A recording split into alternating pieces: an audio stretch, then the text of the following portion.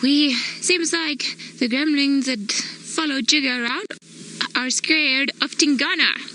Because as soon as we managed to get in here, everything seemed to be fine. Isn't this meant to be? Hello.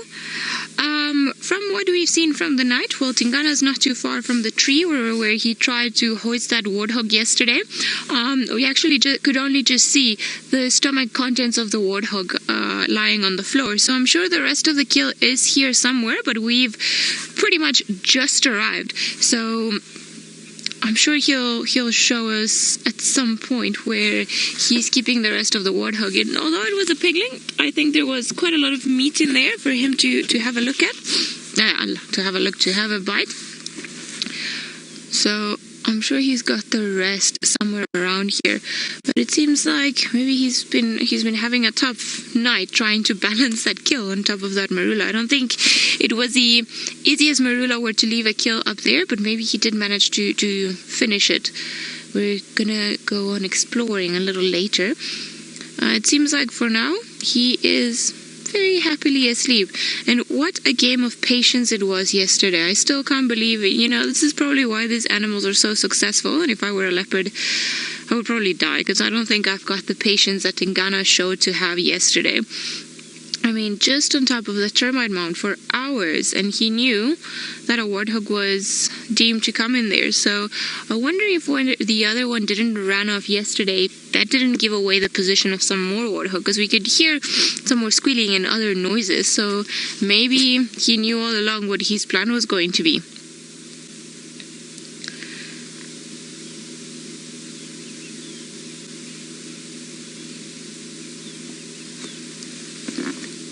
Stevie, you say that he is beautiful. Well, he is a very stunning male leopard. He looks very healthy, especially yesterday when we just first saw him and I saw some of those screenshots of him in that golden light. I mean, it just gives you that idea of a very powerful creature, doesn't it? More like a kitty cat right now. But we've also got to be able to see the soft side of wildlife every now and again. I think yesterday he pretty much gave us every visual of what a leopard can be. Regal and, you know, atrocious and powerful and magnificent and sleepy and too many things all together. And, well, this is how they spend the day after. If he's still got a bit of the kill somewhere around here that he's stashed away somewhere, maybe in the thick bush, because I can't see anything else up in the tree, likely he'll carry on feeding around here. And also we're not too far away from one of the dams, from Treehouse Dam, so I'm sure if whenever he's feeling a bit thirsty, all he has to do is walk a little 5-minute walk and then come back, and then he'll be back on the kill. So he's actually chosen a very good spot, and I wonder how many times he's actually been hunting out here and known about all of these termite mounds that are a potential, you know, spot for him to catch his next meal. I think it was a bit overwhelming, that little piglet running around, and it was, you know, we just didn't see the takedown, because I know somebody was asking me about it yesterday. We didn't see him take the animal down, but we just, you know, just saw him running, and then all of a sudden there was a lot of squealing, and very typical warthog squealing. So we imagined that he had definitely caught one of them, and well, eventually we managed to see him with the spotlight and found him suffocating this poor tiny little piglet.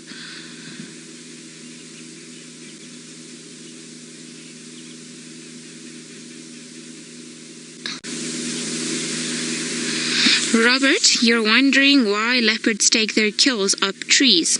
They do it in this particular area to avoid competition. So there are lots of other predators around, other leopards, other lions, but especially hyena, that are very good at hearing this kind of things in the dark, you know, the squealing of the piglet and perhaps the crunching of the bones, and they always come and investigate to see what's happening. So they'll put it up the trees to try and prevent other predators from stealing the kill that they have made. I mean, yesterday it took him about, well, we were watching him for about 2 hours before he decided to make a move, and he just, I think he got lucky. He obviously knew what was going on, but there was also luck factor into his whole movements yesterday. But if not, can you imagine? They can go for hours and hours on end without actually bringing anything down. Julian, you're saying that we should look at that camouflage. I know, it's amazing, isn't it? If we look at it from a bit of a distance, you can see just the ear twitching is pretty much what gives it away. Other than that, you can just see the grass, and that is precisely why leopards have the spots and the colors that they've got. I mean, if you look at that, where is the leopard? We know where to look at, but can you imagine how easy it would be to walk around here or even drive and not see anything? Incredible.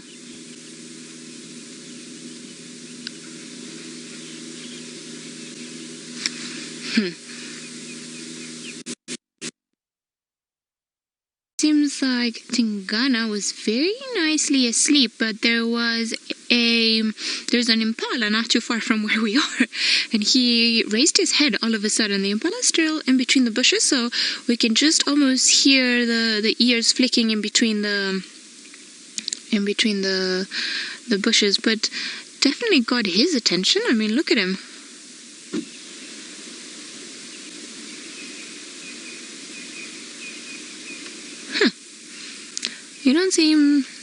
You don't stop surprising us, do you? And just the sheer size of his neck.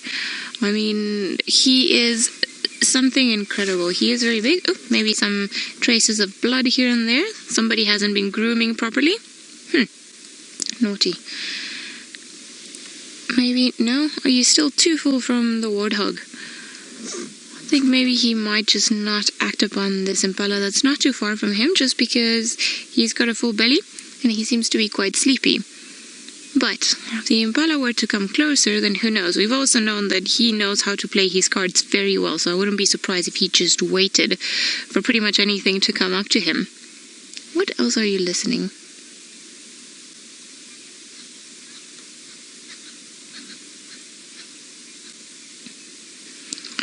Catherine, you say that it looks like he still wants to eat.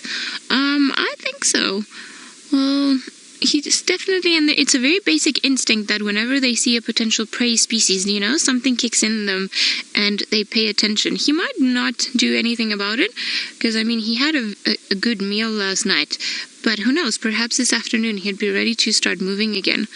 Although he's looking quite intently in that direction, so I wonder if maybe the kill or whatever it is that is left, if there's anything left, is in that potential direction. So I didn't see any antelope over there, although Seb mentioned seeing some waterbuck.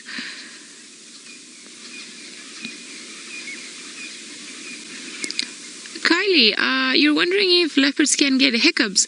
I don't know. I've never seen a leopard or a dog with hiccups, so I'm not too sure if wild leopards can get hiccups. But it would be an interesting thing to try and find out.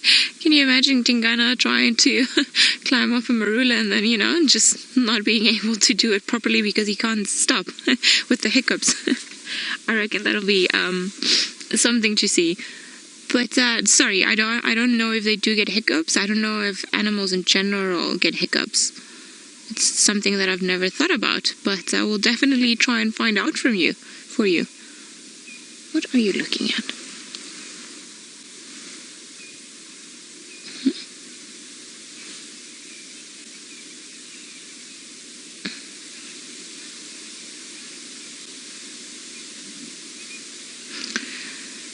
Steph, you are 12, all the way from Texas, and you'd like to know if Tingana would run away if wild dogs were to come around. Well, we were hoping that maybe the wild dogs would carry on coming around thing. If wild dogs were to jump, or not jump, if bump into Tingana around this area, I'm sure there would be some sort of dispute and altercation between all of them. Tingana is very big. I dare say he is probably bigger than all of the wild dogs, or every individual wild dog, and I'm sure he wouldn't go down without a fight. I'm sure the wild dogs would also feel a bit threatened, because leopards are stronger than them in general terms. But I think if it got a bit too bad for him, likely he would all he would have to do is just climb a tree, and then he would be out of harm's way. We were actually thinking about the same thing, and we were wondering if maybe they would come around and just smell the kill and try to steal that from him. I'm gonna sit with him a while longer, see if perhaps he gets up to something, but let's go over to Taylor, and who's still busy looking for all the wild dogs. Well, he's playing tricks on us now, because we got all excited because he got up and he was looking at the impala out in the distance, and we were like, oh, maybe he's gonna try and do it again, and then we saw his big, fat, full, round belly. So I think he's maybe not in the mood to do a lot of exercise at the moment. He is looking very full, in case anybody was wondering, and we can just see the belly over there. So very, very nice, big and round. We were actually laughing because he seems to be in a bit of a hole, and I wonder if he chose the hole precisely because his belly fits in so perfectly. Oh my goodness. But he's got that look, don't you guys think? That look that he's considering all his options. Chatty Megan, you're wondering if he's listening to me. I have no doubt that he can hear me, and he's perfectly aware of the fact that we're here. But I don't think we are of any interest to him. So it's, you know, when you're listening maybe to the radio and you hear just that noise in the background, but you don't really pay attention because it doesn't really bother you.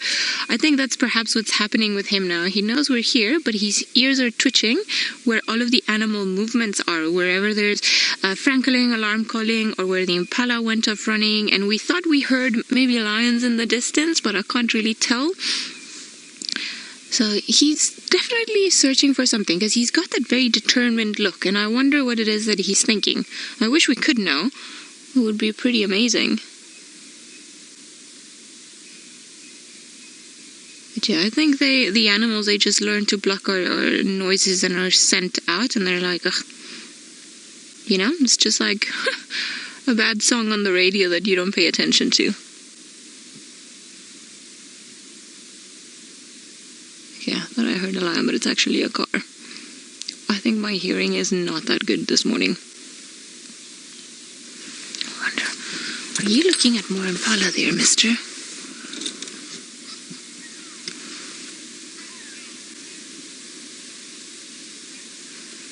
Chris, well, you are wondering if he swallowed the entire warthog whole. I've just got an image in my head that you think that maybe he did it like a python and he opened his mouth and then all of the warthog is sitting inside. That would not happen. They have to take bites out of the animal, out of the warthog, to be able to eat it. So I don't know if he ate all of it, and if that's what you meant. I think he could have. I mean, we just saw the stomach contents lying on the ground on the tree or the marula where he was in yesterday. But normally leopards and lions have a very specific way of eating. I mean, if they can do it calmly, you'll see that fursuers start licking the skin to try and remove some of the skin, and then they'll start try to cut it, and that's when they're, you know, will do that bit of a crazy head tilt and then start cutting through the skin to then get to the bony part. And then they'll eat pretty much everything that's inside. They will not eat the tusks or the hooves, or probably not a lot of bone either, not as much as hyenas would. It's definitely looking at something, but I don't know what it is from here. Look at that face.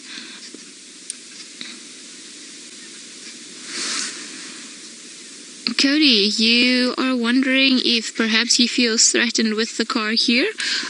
No, not at all. If he were, he would have already moved away, and with leopards it becomes a bit obvious perhaps in other areas. The leopards that we see here on Djuma and in some areas of the greater Kruger Park, they are so used to the cars and they don't feel threatened by them at all. So we are also not on top of him. We're giving him a safe distance, a distance that he can feel comfortable in. If we were to get too close to him, perhaps he wouldn't like it and he would run away or give us a bit of a growl. But you see, he's not even really looking at us. He's more intent watching whatever it is that is happening in the natural environment, which is what we want. We prefer for them to ignore them and just pretty much pay no attention to us. But I think there's an antelope or something. Oh my goodness, it's another warthog. You can see it, huh? No, it's very hard to see it. I just saw the mane of the warthog in the grass in quite far distance. I haven't been able to see it again. maybe maybe Tingana hasn't had enough. Could be that this is, it looks like a youngster, perhaps some of the piglets, some of the brothers of the warthog he got yesterday. Are you after the whole family now? That's not nice. No. I'm sorry I said such ugly things about you. I think he's definitely not interested, but we know now it was a little warthog running around.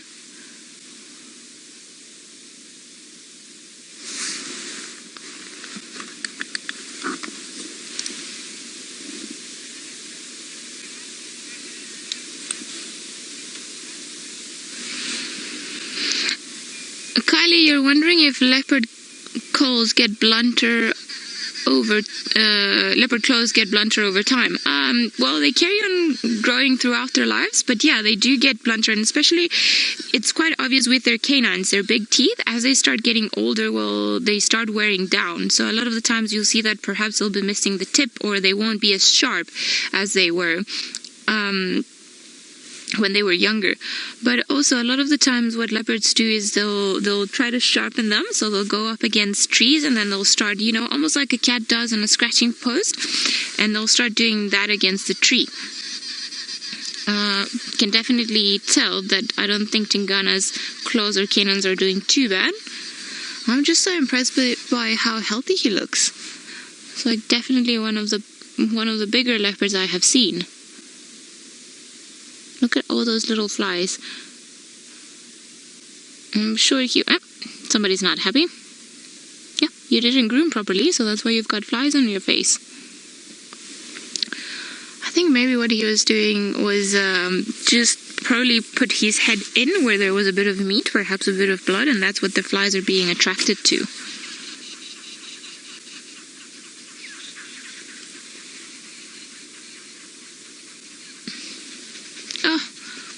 Are you done?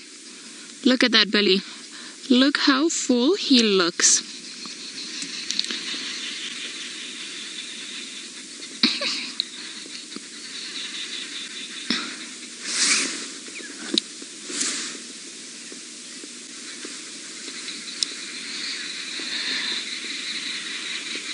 Alright. Sorry, Alice. If you don't mind repeating that question.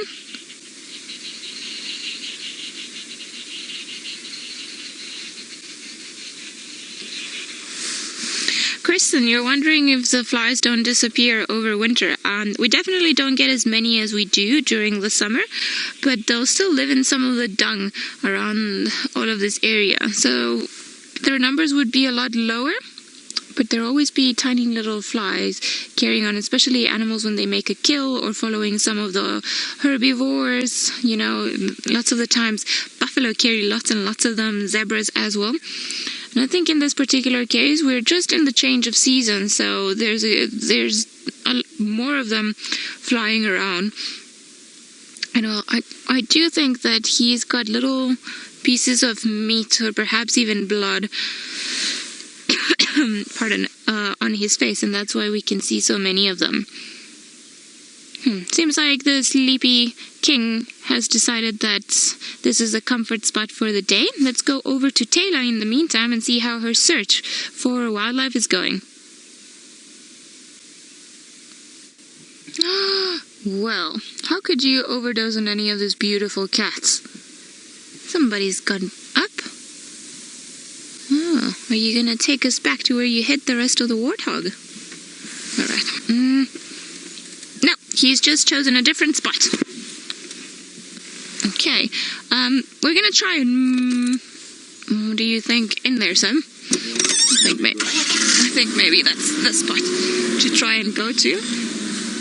I see, and this is probably the reason why you never get tired of seeing wildlife, because you're like, oh my god, we've been waiting here for a little bit, and he's just gotten up, and then all of a sudden, he gets up to move a little bit,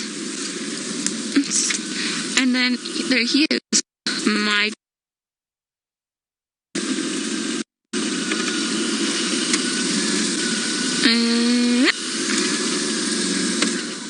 there we go.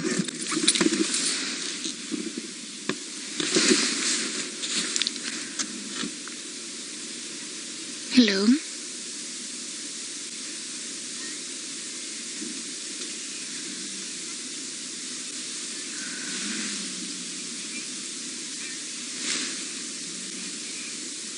Andy and Julia and A, you're wondering if if vultures ever steal kills from leopards on trees. I've never seen it. I've seen vultures come down on the ground and steal kills from pretty much everything else. I think one of the reasons why leopards also hide their kills up trees, and if there's no tree around, a lot of the times they will try to cover it and just use grass. Could be precisely to try and prevent some of the vultures or other creatures from getting to them. I don't know how a fight between a leopard and a vulture would be in a tree. It would be interesting to see if there are actually any records of this happening in the wild. I haven't heard of it, so I don't think if it does happen, that is something that's very common.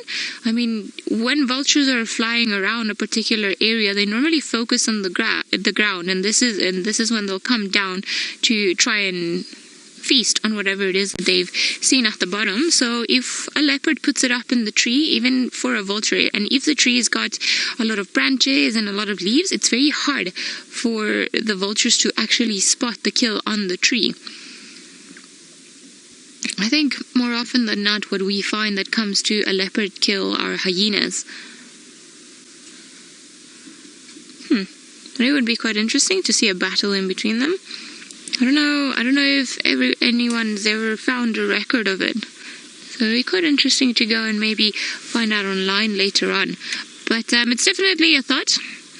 I mean, strange things happen out in the bush, and we never know what's going on.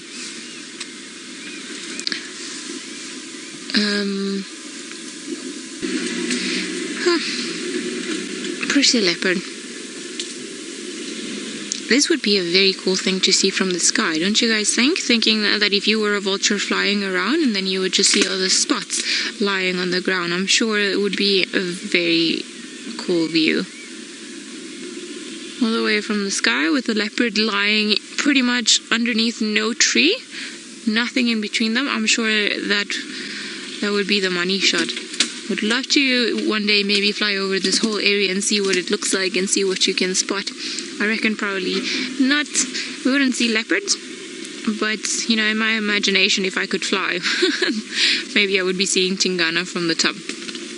There are certain, you know, airstrips around this area, and sometimes we also have helicopters patrolling for anti-poaching purposes. Sometimes they come from the park, sometimes they're from the Sabi Sand, and animals don't seem to enjoy it too much. I think it's been good because we've had a ban pretty much nothing can... Oh, there's a massive warthog there. I think this might have been the big male that he was trying to hunt. He's just behind some bushes now. No, I can't see him. No, I can't see him either. I think he's just behind that green. Because I think what happened last night as well is that they all went back into that burrow. Oh, he's coming out towards the right. Towards the mount. There we go. I'm sure this was the same male he was hoping would come into the burrow yesterday. Maybe it's even the same one that I saw earlier on. Oh. Are you the king of patience as well? Because he could very well just spend the whole day around here, because he knows that there's food not too far from where he is. There's water also not too far from where he is. So all he's got to do is pretty much wait. Or maybe wait to digest and then wait. Is it too much effort?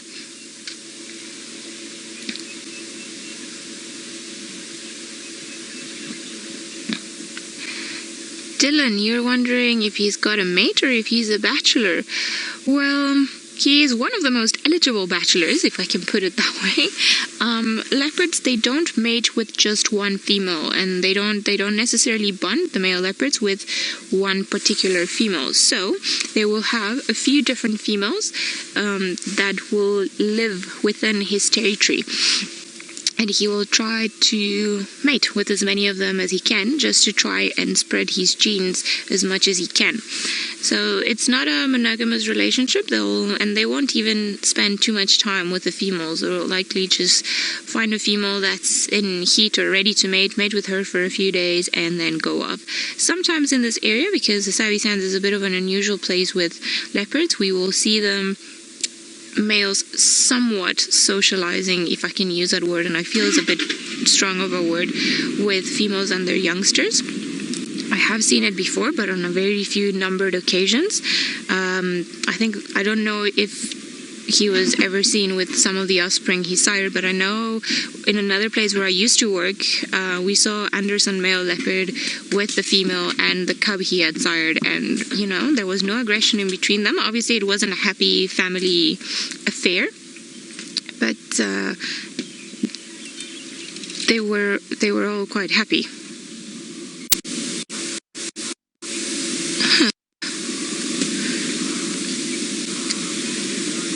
Taylor's luck might have changed. I think maybe I'm just going to have to make her a lucky bean necklace, but let's go over to her and see what it is that she's been able to find, or where she's heading. Yay, Taylor! So excited. I'm sure she will be able to get them. I'm just going to have to carry on collecting lucky beans and everything I can find that will bring us luck. Because so far, it seems like these animals have been so incredibly nice to us. I think they've been stunning, and I know this is very biased, but this is why I love winter. It seems the grass is a lot thinner, so we're able to find a lot more things and in an easier manner without having to go up and down, although we've been doing a lot of up and down, so maybe this is not really proving my point. I'm just very excited. And him is still quite sleepy. Oh boy. I think he's also going to start getting warm, because the sun is definitely coming up and he is in a spot that's not shady whatsoever. So there are a few trees or shady spots around here, so I am hoping that maybe he'll go down for a drink of water. No. Rashni, you're wondering how cats deal with this light. Well, it's been quite a chilly morning, and it was quite a chilly night. So I'm sure he's out here in the sun, pretty much basking and enjoying the fact that he's warming up. Very quickly, however, it's going to start getting a bit too warm, and that's when we find maybe he will either go for a drink or he will move away into the shade and rest in the shade. Oh, you are stunning, aren't you?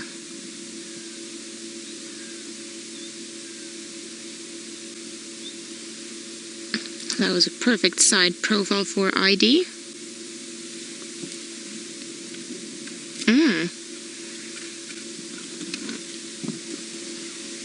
Exquisite Bliss, you're wondering how long they can go without food. For a few days they can go without food. They don't really need to.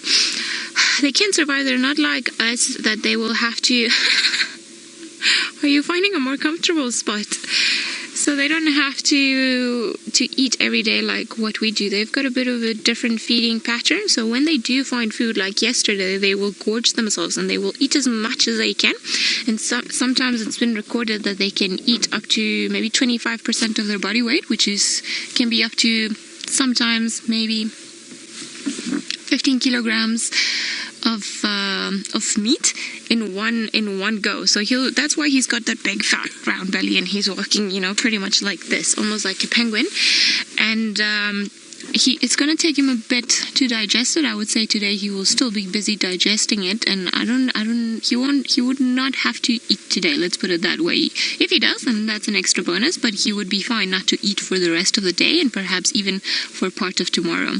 So it depends on what they manage to bring down. If they bring down something very big and they manage to eat it for a few days, then they'll be happy with that. If not, then like this one today, he pretty much finished everything, and in the next few days start going to look for something else.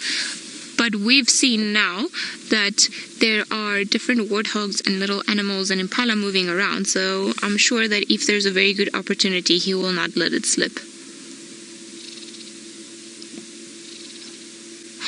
just one ear.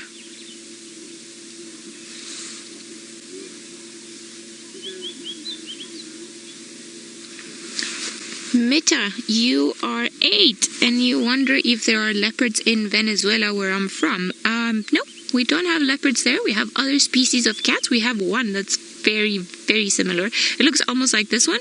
It's called a jaguar. Lives in a bit of different area, and the jaguars like the water, and they will go in there and swim and start hunting animals that sometimes go swimming like crocodiles, but we don't have leopards. Jaguars are similar in the way that they look. It's almost like they're just a bit fattier, I would say. But no leopards where I'm from, so this is why this is so special. Beautiful to see a wild leopard, don't you think? Especially when they're still sleeping.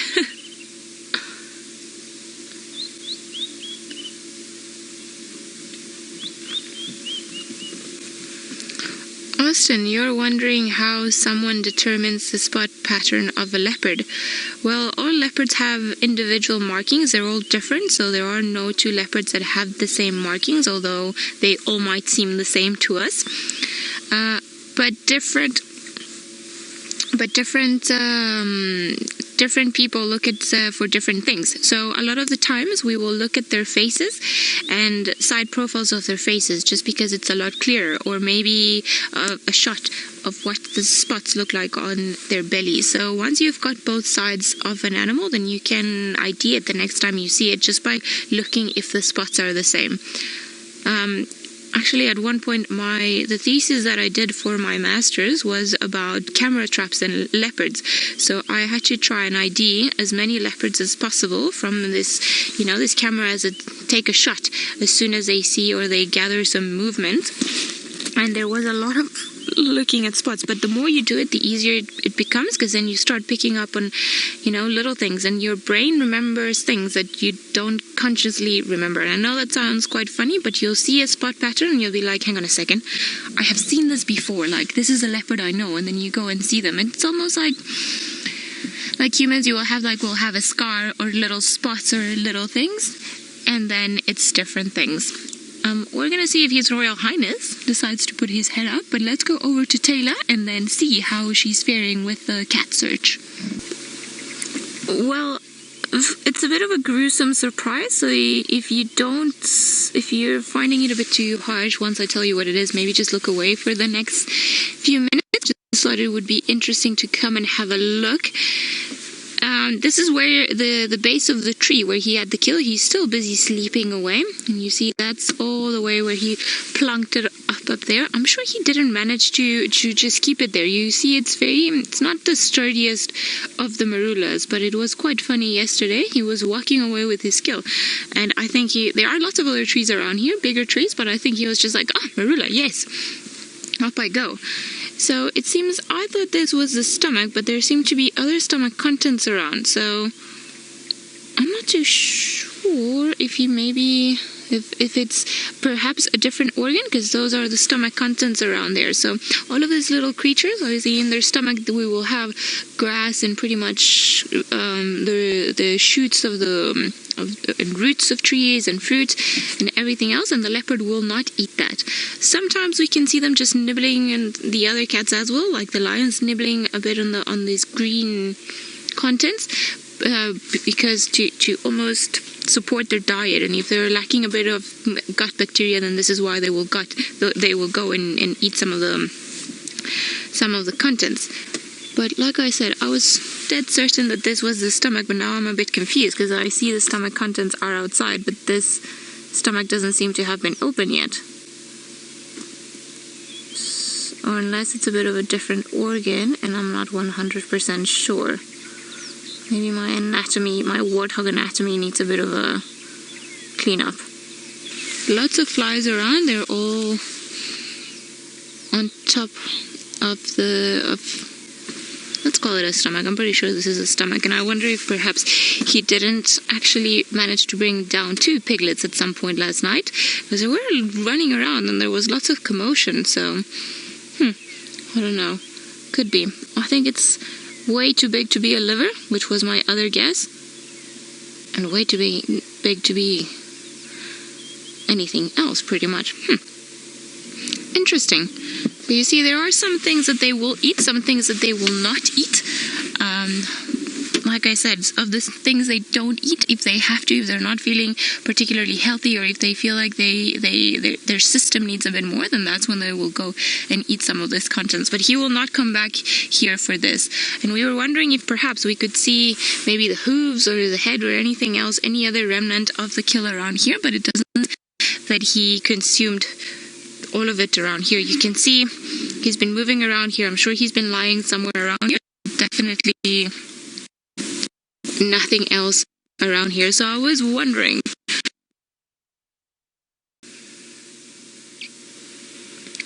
well, he's decided to wake up. I think he's yawned twice. Good sign that maybe he's not going to go and be flashed out again. He's just busy now grooming himself. I'm sure he's just trying to get rid of all the bits and pieces of meat that might have been left on him from when he made the kill last night. I did look out at the, what do you call it? The anatomy of a warthog, and what we were looking at was definitely the stomach, so I wonder if maybe he actually managed to catch two last night. The piglets were all running around, so who knows, maybe he has proven he's full of surprises, so I am keen on thinking that perhaps maybe he did catch two little piglets last night, because we saw one stomach was definitely open and then the other one didn't seem to have any punctures or anything else. I suppose it'll be a mystery and we won't really know, will we now? It's always stressful to me to look at them when they have to groom themselves just behind their neck. It's almost like they don't reach, but you know, they're pushing their limits of their spine and their muscles to move around. Hello. That somebody's been eating very well. Where are you gonna go?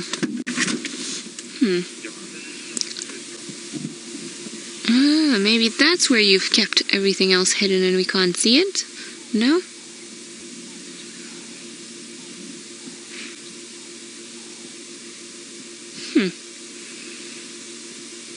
I wonder. I didn't see anything when we were around there, but I wouldn't be surprised if he actually dragged the rest of the kill down there. It is a perfect place to hide everything else. Vultures wouldn't see it from the sky. The smell or the scent would be hidden, and he wouldn't have to worry about the meat going rotten in the sun now that it starts coming out. That's a very odd place to scratch.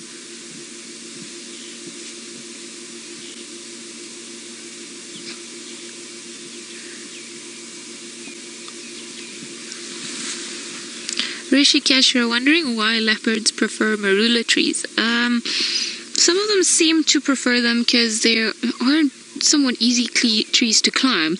Very big branches, lots of places where they can put their kills, and just not full of thorns or spine as a lot of the trees around this area are. So I'm pretty sure that's why when he saw it, that's where you had it? Sneaky. And it doesn't even smell, because a lot of the times what gives away a kill is perhaps the smell of rotting meat. But in this particular case, we couldn't even smell it. So could have been that maybe he covered it up with a bit of grass and put it underneath the tree so that we wouldn't see anything else. Oh. Well, that's an odd place for you to be feeding in. I think maybe we're going to try to move a little bit. I think maybe if I go forward, hopefully we'll be able to catch a bit of a better glimpse at what he's doing. Sorry, bushwhack.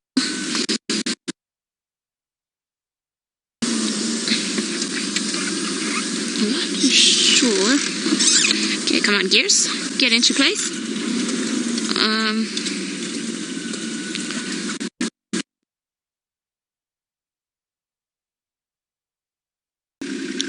Tingana is indeed having breakfast. He was hiding it down this fallen off branch all along, and we had no clue that it was there. We were actually puzzled and wondering where he had it, because there were so many good places for him to keep the kill. But it seems like somebody is hungry now that is a bit warmer, and it seems to be a good portion of the kill still left in there. I can't see too well because, I mean, like we said, he's just got it in a very tough spot to look at. But that's probably why he chose that spot, because very little would actually know, like us humans, that there was a kill there.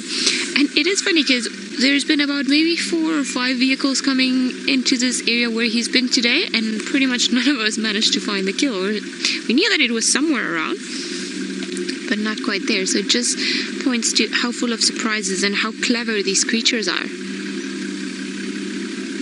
Somebody seems to be very hungry.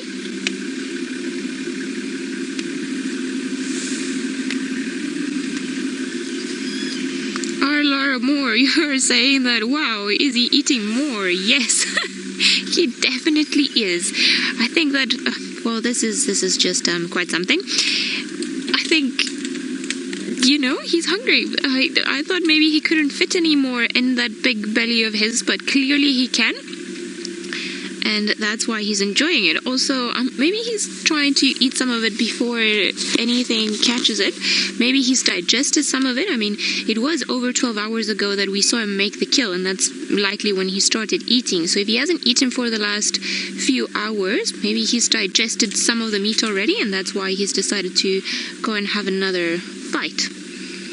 Seems like he's quite content with what he's gotten left, and there seems to be still tender pieces of this piglet that he's busy eating.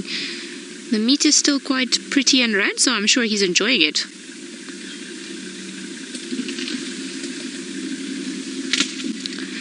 Rashni, hey, you say you're having breakfast together with Tingana. Well, isn't that quite something? Not every day you get a leopard to join you on the breakfast table. I wonder, are you also having bacon for breakfast? You can hear some of the crunching of the bones. I think he's got into, there we go, bit of a tougher part. And they will eat little pieces of bone. They also need that calcium in their diet. And I think he's just trying to get to the more interesting bits in there. Fighting it off. So you see he's doing a combination of things with his mouth now. So he's using his tongue to try and get some of that meat off the skin or off the bone. And then when he goes and, you know, puts his head sideways like that, likely he's just trying to cut a chunk of meat, because his teeth work like a scissor if he puts them in that particular position. So, you know, there's a bit of twist and turning and then licking to try and make sure that he is able to get all of the meat off the skin and off the bone.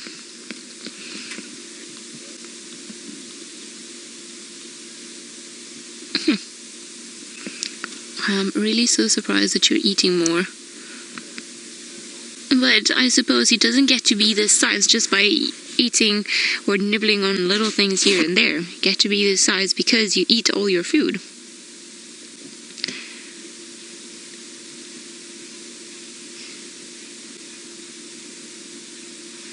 Kim, you're wondering if the cat family eats less during the winter month. No. So when it's winter and it's cold, all of us mammals, we actually need to eat a bit more. You'll find it maybe in winter you get hungry all the time to be able to keep warm. Because when we eat, we metabolize that food, and that's what keeps our temperature at a certain level. And in the winter months, I find it that actually cats might have a slightly higher chance of success, because a lot of the animals, the antelope, their prey species, are in a weakened physical condition. The grass isn't as palatable or as nutritious. There isn't as much water all around. So I think they are, or they can be in a bit of a weakened state, and that plays in favor of the predators. I think the way that we saw it yesterday, he was quite lucky, and maybe perhaps had the grass been a lot longer, like in the winter months where everything is a lot thicker, maybe he wouldn't have been able to catch one of those piglets when he started running around after them. Do you see, even when he's eating, he's constantly alert of his environment.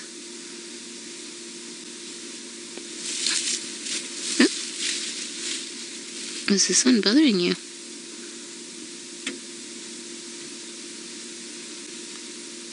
Almost like he's got a little house in between there. Perfect size.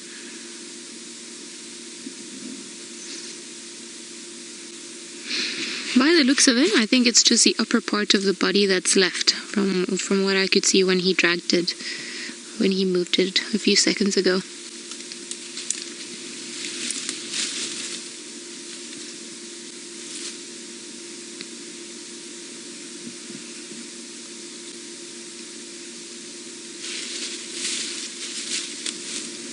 Or is that a hoof?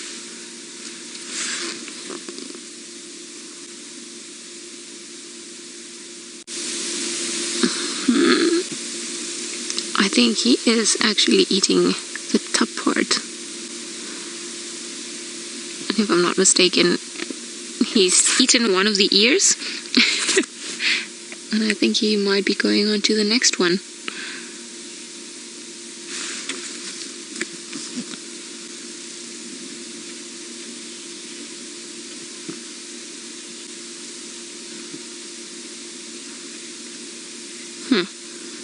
I'll keep you guys posted as the feeding goes along. I'm sure it's a bit gruesome, so let's go over to Taylor and see how her luck is doing this morning.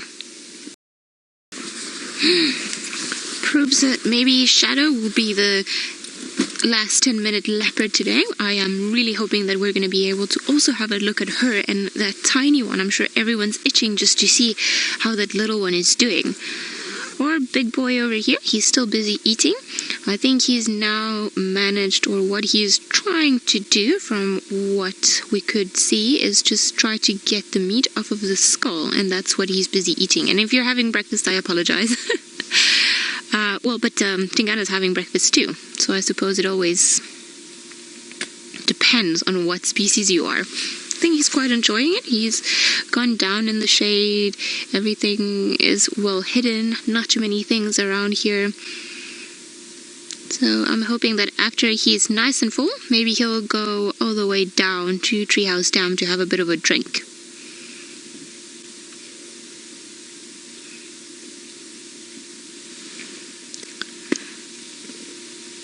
Yes, we can hear a lot of bone crunching, so I'm sure he's busy just trying to maneuver his way around to where there's actually a bit of meat left, because he would not eat all of the skull and definitely will not eat the skin or the mane of the warthog. So I think maybe he's just trying his luck at where he can get some actual meat.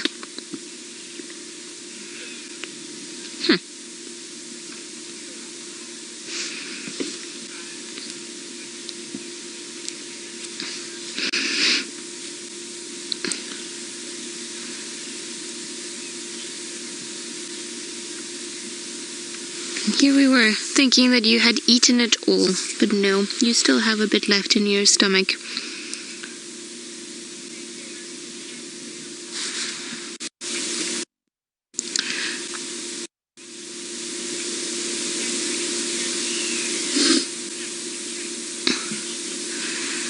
Rashni, you're wondering what weather is best to smell a kill.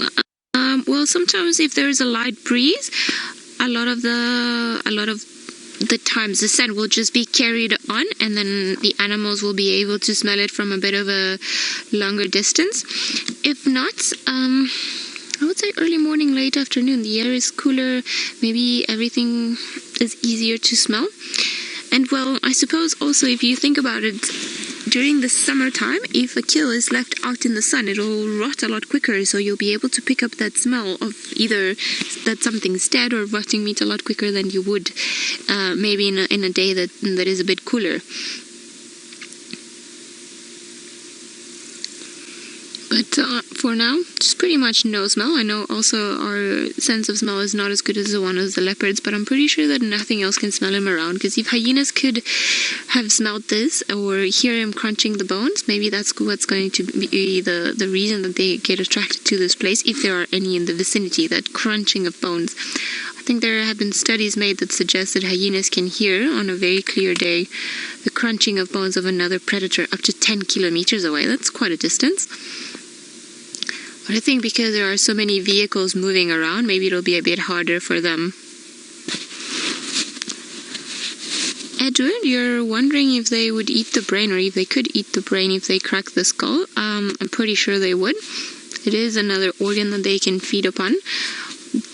Just the only thing that they don't seem to eat is the stomach, the one that we saw earlier on, just because of of everything that's inside. But the liver, the lungs, the splinter, the heart, they'll pretty much eat all of them. All of them has got some sort of all of it has got some sort of nutrient that will be good for them and for their general diet. And I know that a lot of the times when big cats are kept in captivity,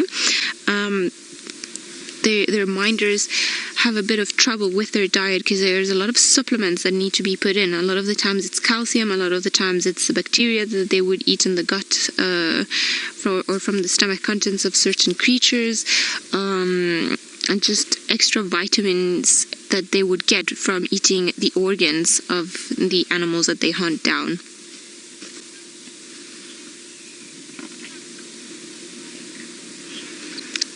Shelly, you're wondering what would happen to the warthog hide. I don't think too much. Like I said, I've seen 2 warthogs already walking around not too far from there, so I reckon they will carry on using it. Perhaps if they smell the leopard towards the afternoon, maybe they will use another mound. But they've got a few different mounds in a particular area that they use. We saw that big male when Tingana was on top of the mound. He decided that was not the case, and then he went somewhere else. And maybe 50 meters into the bush, there was another big mound with a lot of warthogs in there. So what could happen is that they'll decide to spend their night somewhere else. That maybe this is not the safest area, because clearly there's a big male leopard around here, and they'll choose another burrow somewhere further away from us. But maybe they'll abandon it for a little bit, but they will still be using it. Jason, you say that Tingana's got still a bit more chance for this warthog family, if I'm not mistaken. I think he might. The mound from where those piglets came from is actually not too far. I would say maybe 50 meters away from where we are. So it could be that he's going to try his luck. Maybe he'll sit on top of that mound for the rest of the day, and wait until night starts falling, and then the warthogs need to come back into that same den. Or maybe today will be the inverse. Because he's sitting or close to this particular mound, maybe the warthogs will go to the one where he was waiting at yesterday evening.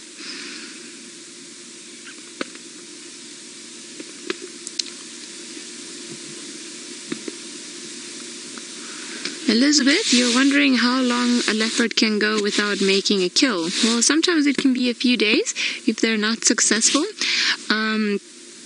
It could be that, they have to walk far to find a prey species, or that everything keeps spotting them, or that the wind is not in their favor. So it's not unusual to see them go without food for a few days. And when they do, that is why they do the same thing that Tingana is doing here. They will start feeding on the same thing until it's finished, pretty much. And you've seen he's got a very big belly, so it's a good way of him of having a bit of reserve in his belly, a lot of food, that if he does not manage to eat today or maybe even tomorrow, then he'll still have a good meal in his belly. And not that they decide to store it in their stomach to consume it later, but just because protein and meat in general takes a bit longer to break down, so it'll make them feel fuller for a longer period of time. If you think about it, if you have a lot of meat, then you feel full for quite a long time. Rashni, you're wondering if leopards eat the hooves of their prey? No, they are not particularly interested in the hooves or the horns.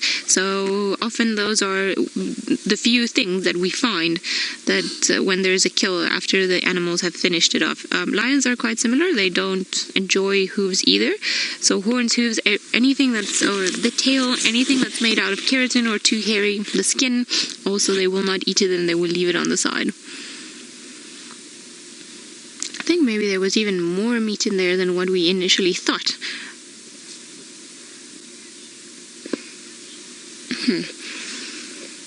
We will stay with him, see if he finishes the kill while we're spending some time in his joyful company.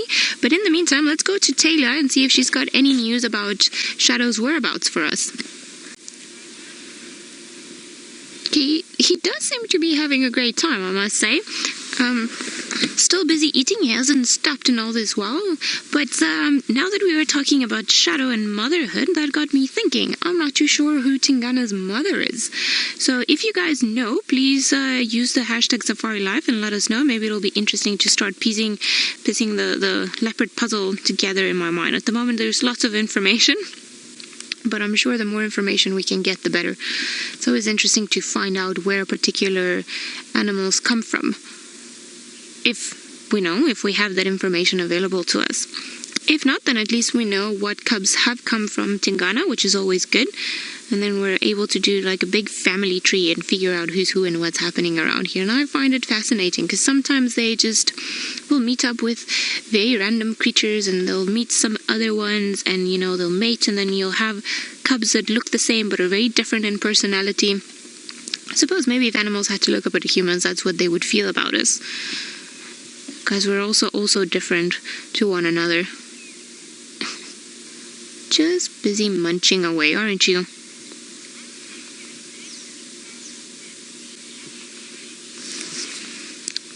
Jason, you're saying that you'd like to get a tape measure around that neck. Wow, yes. He is a very big male, and his dewlap is looking very big as well. The dewlap is almost like that extra flap of skin the territorial males, or not extra, but bigger flap of skin underneath their neck that male territorial leopards develop. And I was very impressed when I was seeing him yesterday, and I saw that it was quite big. I would say maybe he could be roughly a meter in diameter. Maybe I'm being, over eager here and attaching him more size than what he already has. But he is looking stunning. Very healthy, very big male leopard. I think maybe we wouldn't, even this afternoon, he might not move too far from here, although we all know Tingana loves moving around, so I wouldn't be surprised if he actually decides to finish this kill while we're watching before it gets a bit too hot, and then maybe move off. Hopefully he'll be here this afternoon, just so that we can keep up with his movements around. I don't know what I did.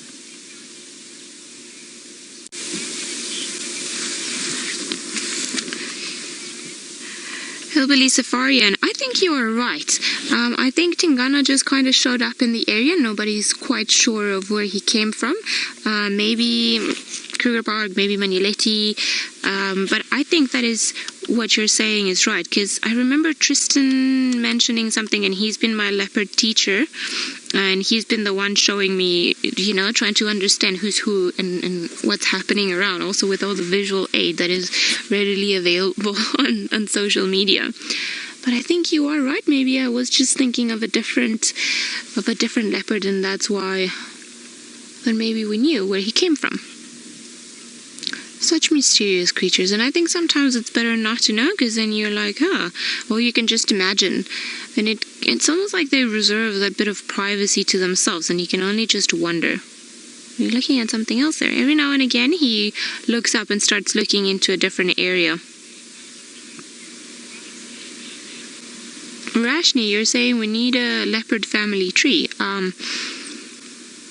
We do, but I'm not too sure if we're going to be able to find it.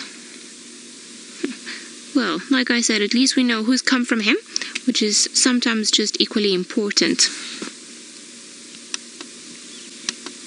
Oh, there we go. Just playing around here with my monitor.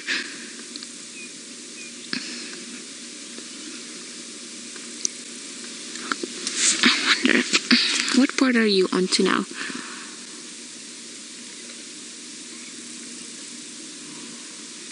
Edward, you want to know why he's licking the food. Leopards and cats in general have got a very rough tongue, so when he tries to lick the food, it's not because he's trying to eat it like an ice cream or because there's anything dripping from it, but they do it repeatedly to try and soften the meat and get it to come off the bone or the skin a lot easier. They don't use their paws like we would use our hands to maybe peel off, imagine like a chicken wing or something along those lines. They can just use their mouth. So if it's very tough or still attached to a particular bone or the skin, they have to try and work it out and soften it out before they are able to pull pieces of it and eat them. So it's quite typical to see leopards doing exactly what he's doing, and cats in general. I think he's just gotten into the bone now.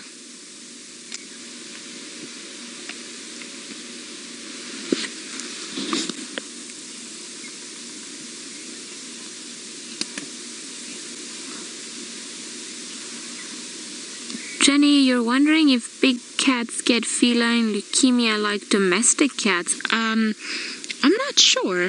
I've never heard about it. I could ask, or I will ask one of the wildlife vets and find out what if they do. I think they could.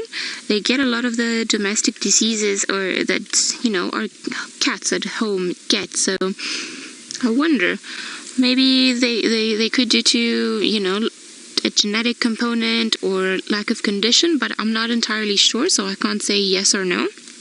But I can definitely try and find out for you and then just let you know. I know they do get a lot of the diseases that normal house cats get in some of the conditions. So there is a possibility of them getting it.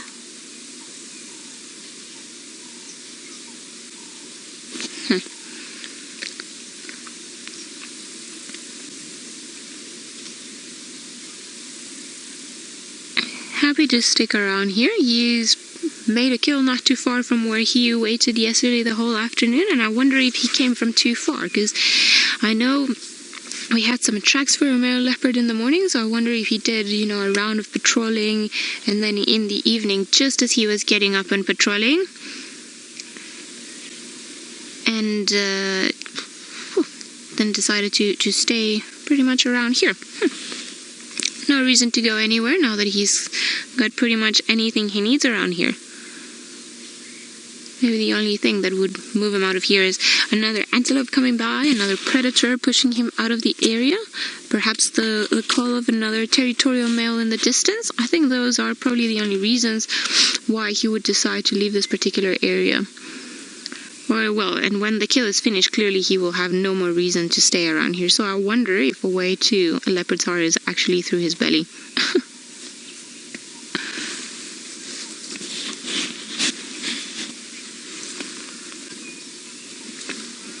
Larry, you're asking if I think that leopards smell like buttered popcorn. I don't think leopards smell like buttered popcorn. I think their pee smells like buttered popcorn.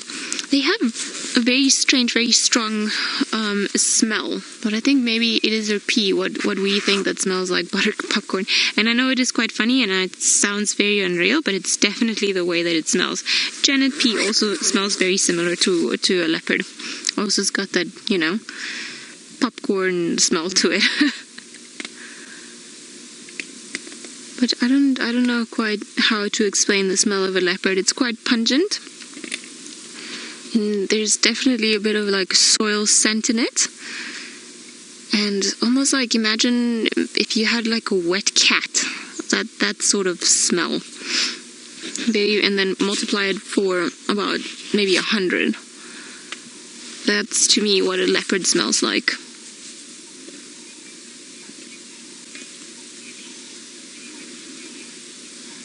Let's go across to Taylor, see if perhaps she can smell any leopards nearby. Hopefully she'll be able to sniff 2 of them out of their hiding.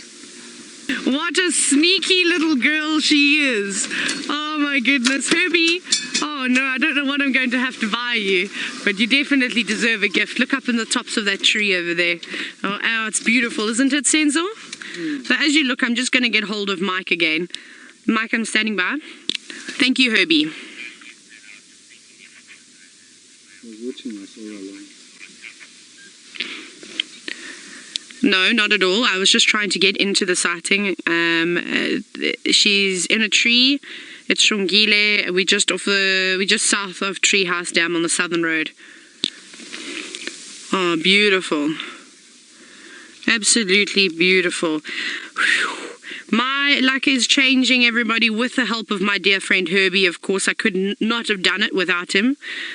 Oh, Can I just show you how excited Herbie is as well? Please, can we have a look at Herbie's face? I know Shongile doesn't look like she's going to go anywhere, but look at that big pearly white smile, arms in the air, and that is why he's one of the most incredible people I have ever met in my entire life. Talk about perseverance, talk about patience. This man has got it all. Penny is a very lucky woman. She is very lucky. I'm sure that most women will be envious of Herbie. But how great is that? I actually just am speechless. Honestly, I'm speechless because it has been very tough to try and stay positive and trying to find these cats. Oh, Senzel's saying I mustn't cry. No, it's allergies. I promise it's allergies. But how glorious and gracious is that? And she's looking lovely. So remember, we had her tracks yesterday morning, moving around quite a bit, and then I thought that I'd seen her tracks actually crossing into Little Gowrie this morning, and I think they were, because they were over the top of Herbie's the car that he is in, over his tire tracks. So I think she's just been going back and forth, probably also looking for something to eat. You doing big yawns, girl? Have you had a long night? And I'm glad she's taking after her mom and laying in the marula trees. Now, Christelle, you said that she has got great eyes. She does indeed. She's beautiful, isn't she? She's a gorgeous girl. But I was listening to Ali and I were chatting about it last night, and I saw a couple of you were also talking about how she's getting that typical offspring look that Shadow has, that Thandi has, or from the pictures that I've seen. I haven't seen Thandi yet. But it almost looks like it's a grumpy look. But it's not grumpy. She's not doing it intentionally. She can't help the way that she looks. It's almost like I can't help the way that I sound or how thick my hair is. These are all just one of the things. And I suppose it's the traits that Karula passes on. And Tess, you were wondering if the tail can show moods like domestic cats. Most certainly. When they're hanging in a tree like this, I suppose it's just an ornament. It's not really doing too much, as if she's very relaxed. However, the tail, of course, also helps with balance. Oh, she's stretching out. Look at her. Just scratching. And that's very important to, of course, do that. It strengthens all the tendons in the paws, as well as getting rid of all the old nail sheath. I wonder what she's going to do next. So sorry, yes, so they'll twitch it. My best is when you see a leopard once it has spotted some prey in the distance. That's the greatest, Tess, because you see that tail just twitching slightly as if it's their brain working, sort of plotting out their next move. So most certainly, and it's the same thing with lions as well, with all the cats. You look at, of course, a combination of the position of their ears and their tails, and that can normally tell you their moods. Let's reposition slightly. And just think, oh, hang on, I'm just wondering, because she's facing the other way, but if she decides to climb down, I suppose we have got quite a nice view. But I think if we go forward a little bit, Senzo, let's try this. Let's try a different angle out. Come on, car. Come on, Rusty. Can't be braking in a second car. I will not be too popular. I will not be the most popular person in camp, that's for sure. Actually, this is going to be an even better spot, because now we really have a perfect view of her if she comes down this tree. Hello, my precious girl. It has been such a long time, young Shongile, since I've seen your beautiful face. It's beautiful, hey? This is such a perfect tree. Now, I think it's very impressive that she's climbed all the way up there, because that's a very, very steep base, or steep trunk, as Senzo has just said. I don't think it's necessarily the easiest tree. There's no little branches that she could have used to sort of stop, have a break. She would have had to have done that all in one go. And I hope that she does decide to show herself. Jamie, we're coming to you next, but I have to tell you we found one of your favorite little leopards, and I'm sure Jamie would absolutely love to see this, so make sure you tag her in lots of screenshots. But let's go back across to her in the Mara and see what other exciting things she's spotted.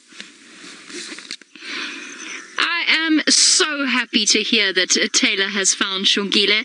I've been wondering about her while I've been here, and just wondering about how she's doing. We've got some arch enemies of the leopards out here, and, well, pretty much across Africa. We've actually got quite a few different animals around and about.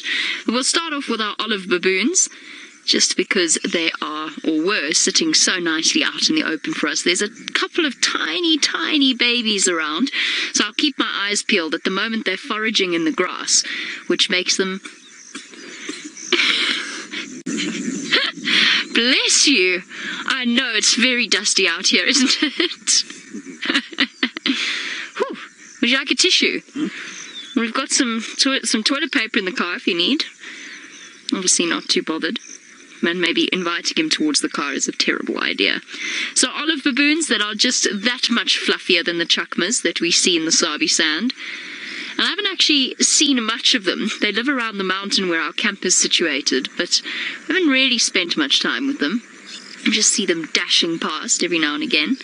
And then, of course, off to the right, one of the more common antelope species, the dopey, that I feel has the best name of any antelope ever. Dopey. Basically the East African equivalent of a sesame. And looks kind of like it was put together by the spare parts of all the other animals once, kind of the leftovers when it was created. It's got the body of a hartebeest and the legs of a wildebeest and the face of a goat, if you ever get a close-up view of them. Hey, dopey. And then, just to set the scene, back a little bit further in towards the river, and the waterbuck, the Arathusa waterbuck that looks so different to ours. No white rings around their bottoms, just plain white bottoms and a very dark grey colour. They're pretty. They're so pretty. All right, it sounds as though we need to jump all the way back to Djuma because Shongile's up and moving.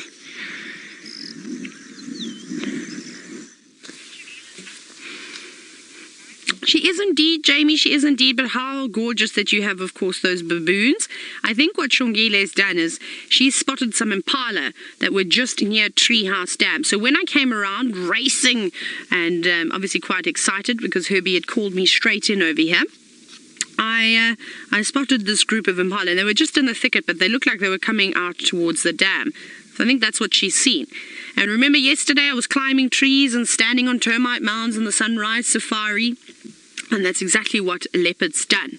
Or not done, do. What's wrong with me? I'm so excited now.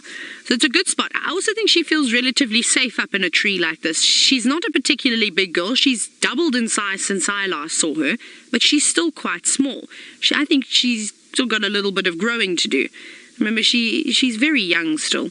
And when you are so young and you are on your own, you don't have mom watching over you anymore, and you are able to climb trees as well as leopards are, I think sleeping up in a tree probably feels pretty good rather than sitting on the ground where you're quite exposed to hyenas, to lions, to potential other leopards passing by or any other predator that's bigger than what she is. So up in a tree is a good spot for her. And as I mentioned earlier, she's taken after her mom. She's got the same love for marula trees, and I think that's a really great characteristic that Karula has passed on. And we miss her. We miss Karula, but at least we're still seeing Shongile. I hope that Hosana is going to make an appearance soon. That would really just be the cherry on top of the cake, wouldn't it? Imagine, hopefully by this weekend, we get dear Hosana popping through. And I haven't heard anything about him for quite some time, so I don't know where he is moving around. He could be anywhere. He could be lurking about on Chitwa. He could just be living in Little Gowrie, and I believe the vegetation is very thick in there. So it could be even more difficult to find leopards. But we've got 4 leopards on the property that we know about. Herbie saw Shadow and her little cub. We saw the Dacre kill that they have just off Philemon's cut line. We've got Shongile now. And then we've also had Tingana with Ali, of course, since last night. That's a beautiful shot. And then, of course, this morning again. But who knows? This afternoon, all these leopards could have disappeared. You know what these sneaky spotted cats are like. They really are the most elusive creatures in the bush. But how great is that? From having no leopards to having all of this action in just a few hours. I'm sure you're all smiling from ear to ear like me.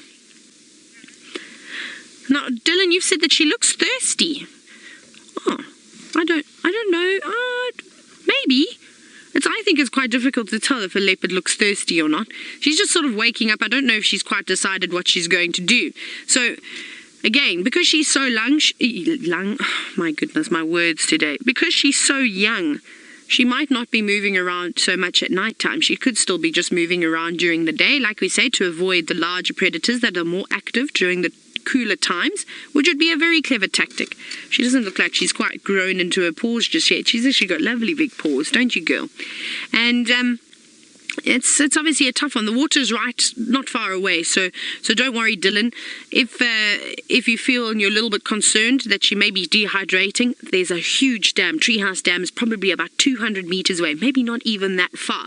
So she'll go over there whenever she's thirsty and have a sip of water. See, at this time of the year, it's not difficult for the animals to find water. It's all over. It is going to start drying out soon. And then she can maybe be a little bit concerned, but she'll know where the water is. Now, she's yawning. She's looking like she's waking up. But as you know, sometimes leopards are in no hurry to go anywhere. They take their time, do 150 yawns, stretch, then lay down for a little bit, then get up again. Well, we'll just be patient. I'm not going anywhere. I'm totally going to sit with this girl for as long as we can. And then hopefully on the way home, we'll be able to pop past that last area where Shadow was seen, and who knows, maybe we get a triple threat. Oh, here we go. Looks like she's going to climb down now. Are you going to climb down, you lovely lady?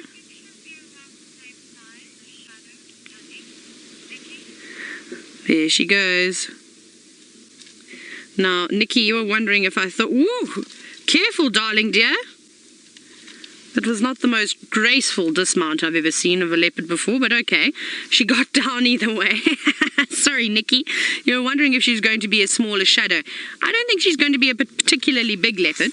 We'll have to just sort of wait. She might have a growth spurt, and I think her size is also going to depend on how much food she eats. So the more she keeps catching, the larger she's potentially going to grow. She's in those stages now where she should be growing as quickly as she can. So we'll just have to wait and see. Her paws are, they're decent size, but they're not big. You can still tell her tracks apart from the other female leopards. But there we go. Now, earlier we were talking about emotion. And can you tell it from their tails? Look at that. It's twitching. I think she's just smelling down on the ground at the moment. But she's definitely thinking. There we go. Good girl. Go towards Treehouse Dam. I think that's a good spot. She's still got a bit of a way to go, though, and I don't think she's going to race off anywhere in a hurry. But she's hungry. She's not thin. She's in fantastic condition. She's lean. And we don't normally see very overweight cats, or sometimes they will gorge themselves, of course, and it looks like they've eaten a beach ball. But that disappears quite quickly. That belly, in just a few hours, and maybe a little bit longer than that, will then go back down to normal size again. Well, this is wonderful. Shongile is looking for her breakfast. I think that's what she's plotting to do. Tingana is just finishing his breakfast. Let's go watch him lick his lips.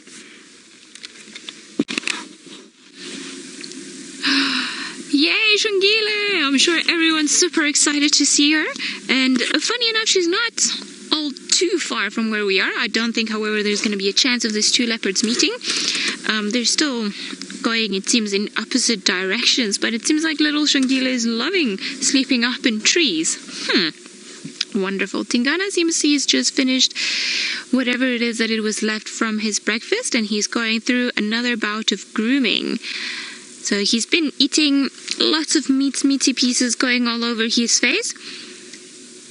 So, moving around, moving his paws, and just making sure that he cleans himself. Like all the flies that were earlier on top of him, then this is why he's licking himself, just as a way of trying to avoid little pieces of dirt, meat, and just anything that might be a bit dirty. Oh, what was that? On his face. So often you'll see they'll start licking their legs first. They'll clean their legs that they've been using to hold down the carcass, and then once they groom those legs, then they're going to start then cleaning their face, pretty much like a normal domestic cat does, using almost a wrist to clean their nose, their face, the top of their head,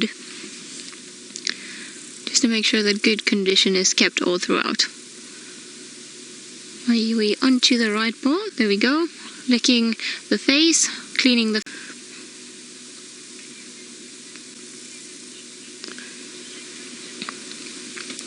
Seems like Shangile is fishing her tail. Let's go to Taylor and see how our little princess is doing.